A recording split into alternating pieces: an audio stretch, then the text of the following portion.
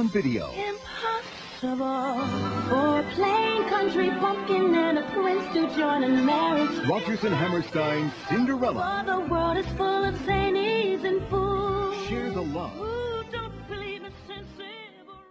Hey everyone, Rascal here. And Mama, welcome to our channel, Paws On Animation. Today we're covering something really different, but fitting for February. Rodger and Hammerstein's Cinderella. Yes, presented by the Wonderful World of Disney and Whitney Houston, this 1997 American musical fantasy TV film takes a different version of Cinderella's story, packing with fun songs, a diverse cast, and quite the ensemble of stars, and is way better than Amazon Prime's version. Right? And before we start, be sure to like, subscribe, click notifications for these on future podcasts and we'll pause videos. Absolutely. And thank you so much for subscribing and following us and giving suggestions for podcasts. We really appreciate you and all your input. Yes. So this particular film was directed by Robert Iscoff and written by Robert L. Friedman, based on the French fairy tale by Charles Perrault. Oh, okay. And, oh, sorry, go ahead. I was just saying, it's the second remake and the third version of the Rodgers and Hammerstein's musical. Ah, okay. Guess when it originally aired? When? 1957. Oh, wow, so this has been done a few times over the years. Okay. So, came across this movie one day we were at the library, and of course they have a large DVD section, and they actually happen to have that on the shelf. And I only heard about it through YouTube, where this is considered one of the best versions of Cinderella ever made, because there's been countless ones done both by Disney and both done by other knockoff companies and others, and everyone's done a version of Cinderella. It can seem almost too much, but for this one, this seems to be one of the ones that stands out to be very unique. It still follows the story, but it was the first time something like this was done, where it had a diverse cast, musical type thing, where it was almost like The Wiz in a way. But better than The Wiz. Oh, well, at least the movie version. Right. Now, Friedman modernized the script to appeal to more contemporary audiences by not only updating its themes, particularly rewriting this main character into a stronger heroine.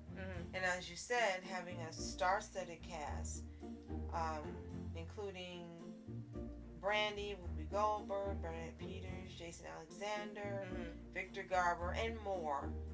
And last but not least, actually having it co-produced by Whitney Houston. Yes, and that is another key factor in why these songs were so stand out. And it was a budget of $12 million, which if you think back in 1997, was a lot of money for a TV film. It sure was. And for this one, it does follow the story pretty closely to what happens in the Disney film or the fairy tale itself. And here, of course, there's a musical twist, which of course has been done, but they made it part of the story. They didn't just break out in a song just because. They actually had these songs woven into the story, like when it opens, they're telling you about the fairy godmother or the prince or going to the ball and stuff. They make it part of it, like they're preparing and singing at the same time. They keep the story going as they're singing, so you're having fun as you're getting from different points of the story. Right, and what's really interesting is I wasn't sure I was going to like it. Like, okay, let's watch it. Disney has botched up a lot of things, but this was, several decades ago. Right. And they did have an excellent cast of stars who can perform, sing, dance, and I was really surprised when I liked it. Yeah. I really, really like it. Yeah. And I do agree that this is the best live-action version that I've seen. Yeah, true. And now we understand why it stands out so much amidst all of these other takes and reimaginings and swapping and stuff of the story, because we see Disney is still doing their takes on Cinderella, but the last few versions have been abhorrent, so it's kind of like you want to go back to ones where they just tried and they were just fun. Right. Now, what's interesting is this, when this originally aired on November 2nd on ABC in 1997, critics weren't happy about it because they didn't like Brandy having a more feminist approach, which is what they thought. They didn't like Brandy and Whitney Houston's performances. Can you imagine not liking Whitney Houston's performances? But despite what they said, it was a major rating success. It originally aired to over 60 million viewers. Wow. And established itself as the most watched TV musical in decades, earning ABC the highest Sunday night ratings in over 10 years during that time. And the nice thing about it is that critical reception has improved over time. So I guess the frou-frou ones are no longer, they're paying attention to that. Right. And several media publications have ranked it, as you mentioned, among the best film adaptations of the fairy tale. So it's just rewards later on. It's like the live action Speed Racer movie where when it first was out it was panned and said it was garbage and yada yada, and then years later people who love the franchise go to see it and say, hey, you actually stuck pretty well to it. This is actually awesome. So it's in the same vein. Definitely. Now for the characters, of course, everyone always has a different take on them. And in here, it was sort of an irony thing. And they didn't like Brandy as Cinderella in here. And I can understand to a degree of certain dialogue that was said, but this was coming out in 97. Because this came out now, it'd be more like the Amazon Prime version where they would just do away with the story. No prince, no ball, no dress. She's an independent woman, all that. They wouldn't even bother doing the story.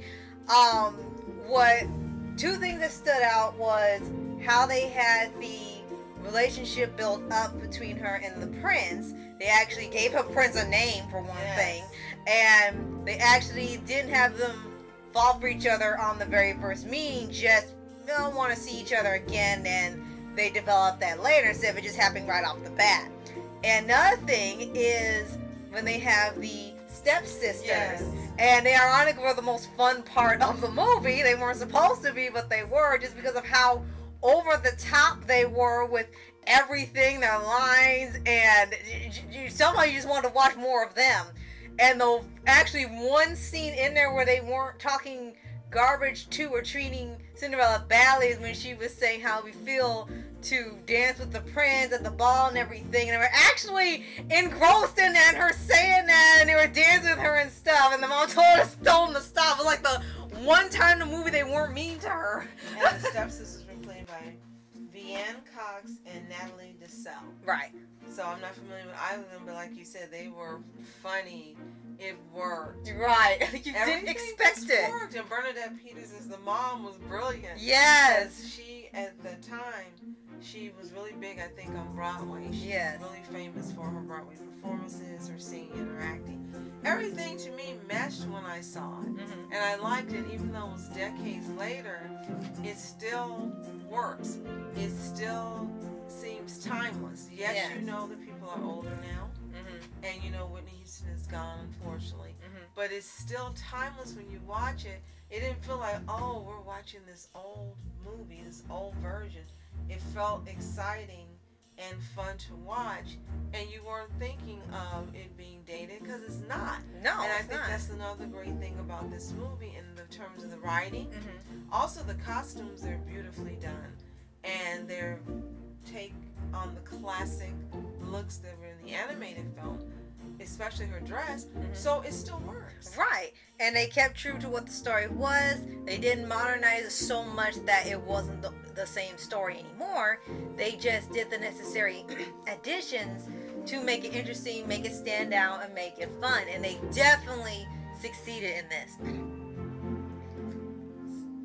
And I really would recommend it to, anybody. Anybody you love musicals, you love Broadway shows, you love older Disney films or ones you may have looked over because they've had so many out over the years, or you just want to have a good laugh and a good time, this would definitely be one to watch.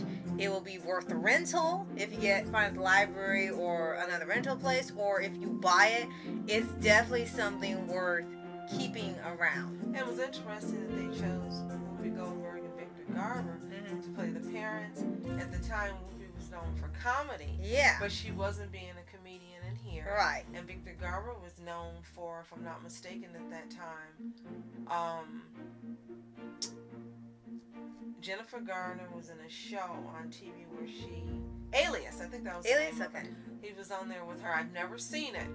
But I think that's the show he was on during that time, so he was doing a more serious role.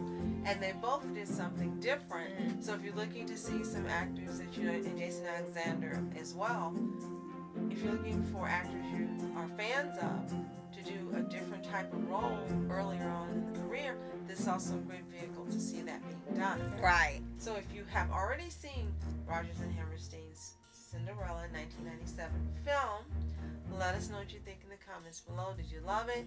Did you hate it like critics? Do you watch it? Have you watched it since you originally seen it? Do you own it? Let us know what you think. And if you haven't seen it, it is available at the library. It might possibly be on Disney Plus. Yeah. Go ahead, give it a watch. If you haven't seen it, you're really going to enjoy it. Come back and thank us later. Yes. And if you haven't already, subscribe for updates and weekly videos for your anime series, anime shows, and all things animation. Absolutely. And this is what you're missing from Disney now. Seeing things that they stepped out of the box to do. And it took people out of their comfort zone of seeing things being done one way, doing it another one, but doing it with class and style, and still being fun, and still appropriate for almost all ages. This is what you miss from Disney now. Most of the stuff most kids shouldn't be watching or can't watch, and a lot of it is mindless. Yeah, unfortunately. Or overproduced, or they run into the ground MCU. Right. So you miss things like this where they had different people show their creative sides. And the last thing I think we've had like this would be Star vs. the Forces of Evil. Right. Darren Nafsi. And Owl House with Dana Terrace? Yes. Yeah. And you miss that. So Disney, if you're listening, you need to go back to what works, because a lot of what you're doing now doesn't. True. So, thank you so much for watching. I'm Rascal Entertainment. And I'm Mom Entertainment. Have a fantastic day. Peace.